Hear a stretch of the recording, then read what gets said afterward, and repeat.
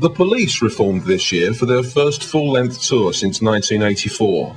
Among the personnel brought in by production director Charlie Hernandez was seasoned lighting designer Patrick Woodruff. They approached me fairly late on,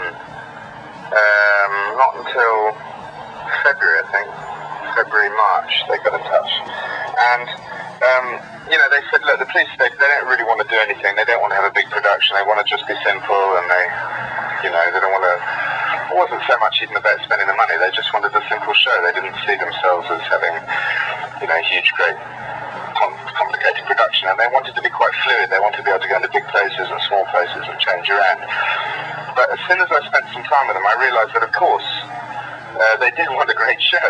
They wanted something that looked really good. They just wanted something that, as ever, reflected, the lighting and the scenery had to reflect what they were about at this particular time. And that took a little getting to because, it was all rather new for them and they hadn't performed, they hadn't worked together for 17 years. They all had different preconceptions about what they were after. But I very much wanted them to be a band of the 21st century as opposed to simply resting on the laurels of 17 years ago, On the other hand, it would be foolish to pretend that they weren't doing anything other than getting back together again and playing music from 17 years ago. So you had to balance those two things. And I think we got it right. I think we referred to, some of the older looks that they had, and we used some, a lot of white light, and we used some very simple, what in effect was a 21st century version of a trusted park hand on it.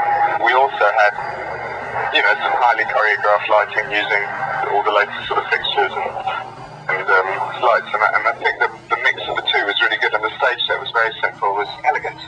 In July, Wembley National Stadium played host to London's massive Live Earth concert. Outside the new building, power logistics generators were running on biodiesel in an attempt to make the event as green as possible. The fuel was supplied by Biotech Oils UK Limited, and their managing director Steve Barrow explained the process by which second-hand cooking oil played its vital part.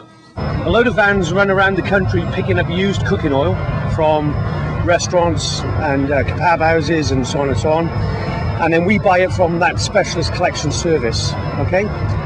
They bring it to us, we wash it, run it through a centrifuge, then we pre-acid esterify it, then we put it into another reactor, and we do a process called trans-esterification, where we use a catalyst, caustic soda, okay? And methanol. The caustic soda cuts the glycerine from the esters. It's all scientific stuff. Okay, and then once the glycerine is cut off, the methanol attaches to the esters. This makes methyl ester, which is basically known as biodiesel, yeah? After that, we dry it, we wash it and dry it yet again, and then it's good to go. And as you can see, it's powerful enough to run an international concert.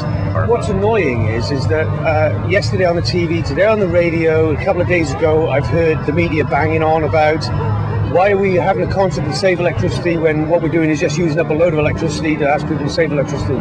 All of this electricity is green. Every ounce of it that's running that entire show. And the uplinks as well around the world.